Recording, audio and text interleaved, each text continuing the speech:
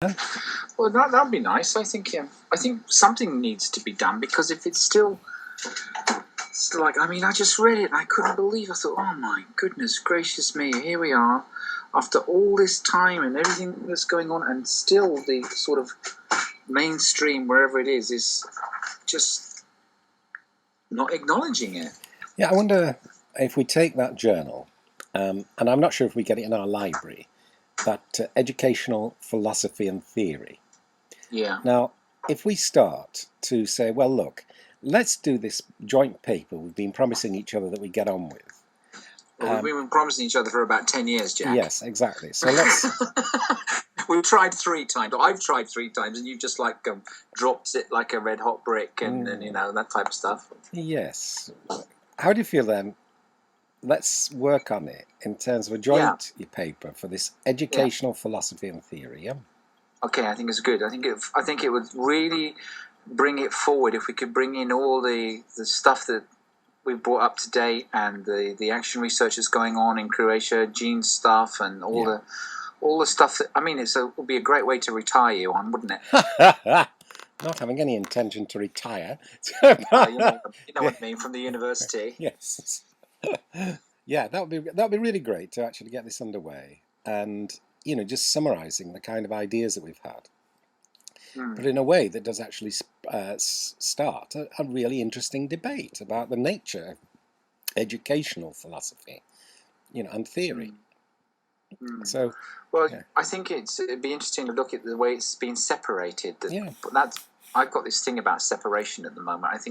I think that the Western, not just Western, but mainly Western approaches, is they break and fragment knowledge down into new words, and then they'll start going off. I mean, looking at narrative. Okay, narrative, for example, accounts. It's a simple thing. It's telling a story, but they've invented a whole new section of words and philosophies and meanings and everything else. And goodness gracious me, they lose it, don't they? No, they've lost the whole thing of narrative now, because narrative's now not telling a story. Now it's contextual analysis and situational analysis and co-creating triangulation of evidence and trustworthiness and transparency across accounts and between listener and the receiver. I mean, goodness gracious me. But I'm wondering if it's possible to retain narrative, but also to take some of those issues about the validity of the story that's being told, seriously, so that we bring into educational philosophy and theory a new way of comprehending, the nature of educational philosophy and theory, which I think we can do. Yeah, I agree. They can do, because I mean, you had this thing about me when I was talking about wet with meaning, but that's Freire's stuff, isn't it? Where Freire, when he talks about the children arrive into the school, into the classroom, immersed and wet with their own meanings before we even start to educate them.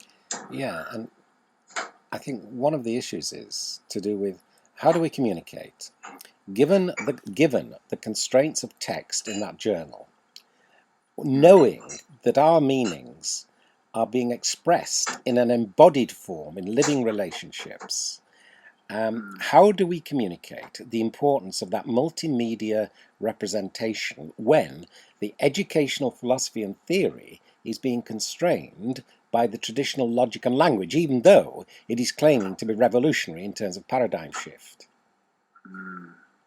Now, I think you've done it. I think you've already, in the various presentations you've given, with those multimedia accounts, a genuine inclusional approach to meaning and practice. So I think we can draw on what you've already accomplished in communicating our meaning. How would you like to start this off? Because in one sense, we've already started in this conversation. Do you want me to go back to the paper that you drafted out and then try and... Yeah, I think so. I think we should go back to the draft, pick it up, see how much we can change it around a bit, and then let's focus in. I mean, the one good thing about this paper, even though it's bad, is the fact that it gives us something we can actually write towards. Yep, it does. And there's also a paper, and I'm not sure if that's in the Journal of Philosophy of Education, but it's a paper about Paul Hurst and Wilf Carr's view of theory.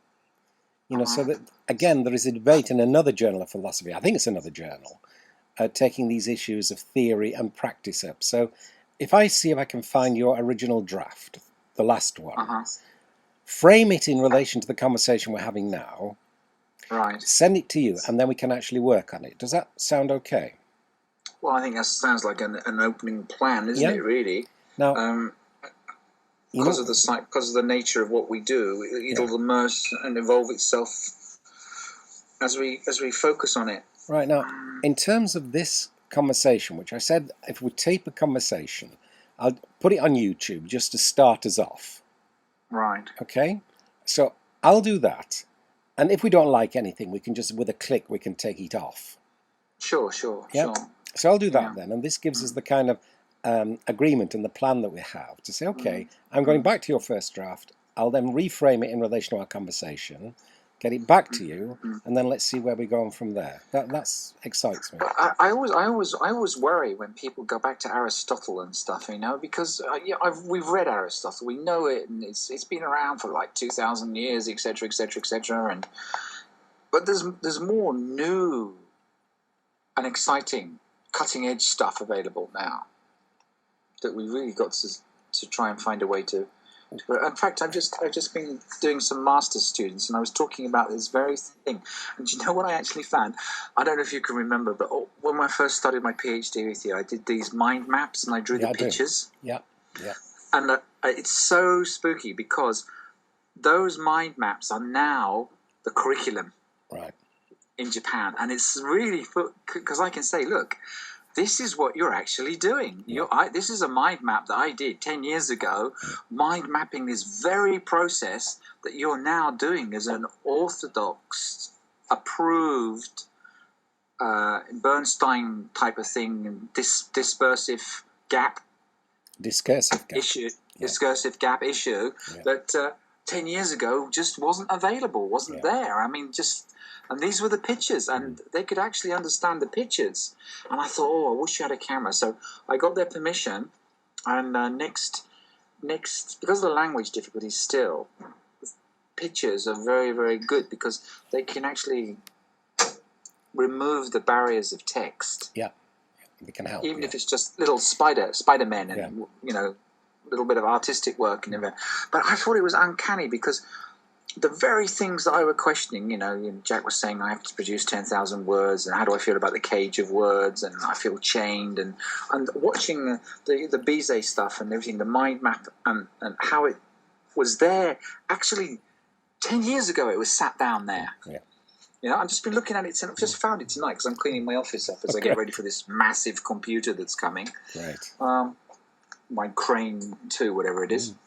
Wonderful. But don't you see how it's like going back when I found that text from Kukai in the ancient Chinese texts of, a clear, established link. It's not going back as long as they did, of course, but it's showing that the generation of the theory through thought has now been placed into practice, which is not only a practice, it's now taken on its own legitimacy of a paradigm. What? Well, no. Paradigm? Well, what I think. Theory? I think theory in action. It is, but I also think it's a valid explanation of your influence. I think that for me, what we can now do is actually focus on that kind of data, which actually shows clearly this link in an explanation in terms of your values and intention, and it actually working through in practice. But is it okay to pause there now? Yeah, okay then. I'll say goodbye, and because you're only allowed a few minutes or whatever it is. Yeah, it's at 10 minutes on YouTube, Yeah, okay. So I'll do that now. You're looking very good, I must admit. It must be the lunch. It is, I'm feeling very fit. Nice bit of red wine, was it? No, it wasn't. But I'll see you soon. Okay, bye-bye. Okay, Jack. Bye now.